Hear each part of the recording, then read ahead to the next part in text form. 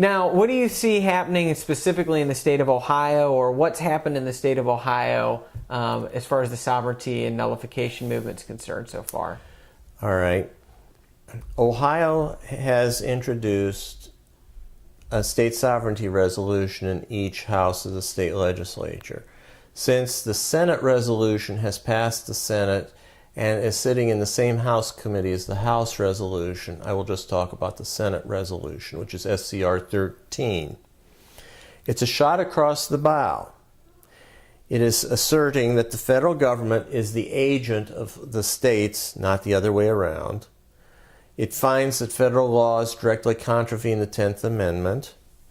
But it also says that we believe, this is a direct quotation, in the importance of all levels of government working together to serve the citizens of our country by respecting the constitutional provisions that properly delineate the authority of federal, state, and local governments.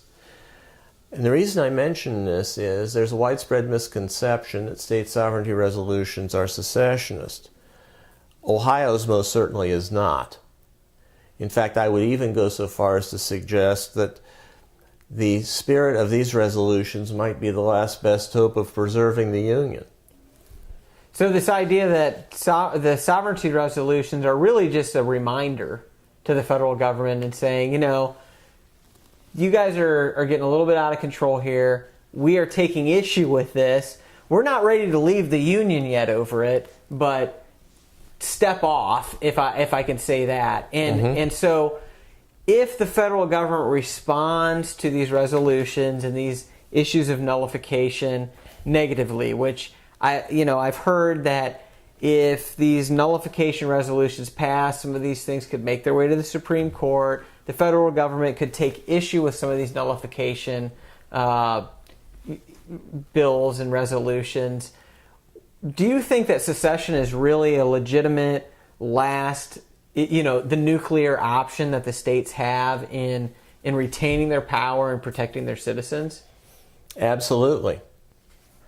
I have absolutely no doubt of it. We discussed earlier that the states were in fact independent nations when the Constitution was ratified, that the 13 states voluntarily entered the Union, and it's a basic principle of law that any contract that can be entered into can be exited. Now, you have to provide proper notice, and the contract may provide certain procedures, but to do otherwise would be like joining the mafia. You can't leave it alive. Right. And this idea, I mean, this nation was essentially founded in secession from Great Britain. Yes. And the Declaration of Independence, I believe, says, we wouldn't leave for light or transient causes. It's for specific, egregious causes that are no longer tolerable, that we left Great Britain. Right. And so the idea here is that if the federal government begins to exercise the same type of tyranny here on the states that the colonies experienced from Great Britain, there's no reason that we shouldn't, as the individual states, then be able to nullify that contract when the federal government hasn't held up their end of the bargain. Right. Exactly. In fact, I would stress that we need to exhaust our other options first. Before we think about secession, we should keep the pressure on with the Tea Parties, which show that we have mass support for limitation of federal powers under the Constitution. We should continue to press our state sovereignty resolutions. We should use the nullification option freely as necessary to protect the people of Ohio from federal intrusion. We need to work for repeal of the 16th and 17th Amendments so that the taxes will go through a state authority before it goes to the federal government. And the 17th Amendment saying that the states will resume their control over the United States Senate. And we need to abolish the Federal Reserve Bank, which would create a much more honest monetary system.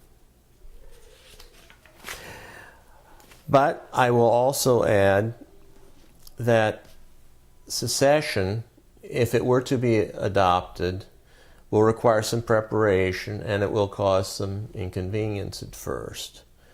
Adjusting to nationhood entails a number of practical problems such as border control, establishment of a militia or some form of national defense, establishing our own money.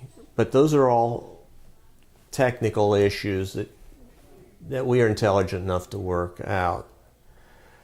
The more difficult problem with secession is emotional. I know most Americans, most Ohioans, have a deep attachment to the United States flag. Most people recite the Pledge of Allegiance and do so wholeheartedly. However, the United States is not indivisible, and we need to think a minute about what the flag of the United States symbolizes. Obviously, the flag symbolizes the government of the United States as a union of the states. But on the other hand, we have been raised to believe in the flag as the symbol of the aspiration of our hopes and dreams of liberty and justice for all. But the question I would raise for you, if we get to this point, is what do you do when the government that the flag represents acts completely contrary to the aspirations of the American people, which the flag also represents? How will you deal with that contradiction? I think that's a really significant decision that we need to all face. I think we need to look at our loyalty, whether our loyalties are to the Constitution and to the founding principles and to our own individual freedoms and liberties and the individual freedoms and liberties of our state. And you know what? I think that over the last couple of segments that we've done here, you've given us a lot of things to think about, a lot of things to process as far as what can we do to hang on to more of the constitutional powers that we've been given? What can we do to scale back the powers that the federal government has taken? And what can we do to prepare for any potential solutions that we need to endorse as citizens of the states and as Americans? So with that, I'm Jason Rink. This is Harold Thomas. Harold, thanks for coming out. Thanks for talking about it. This is an issue that we all need to understand, and I appreciate it. And again, thank you for watching.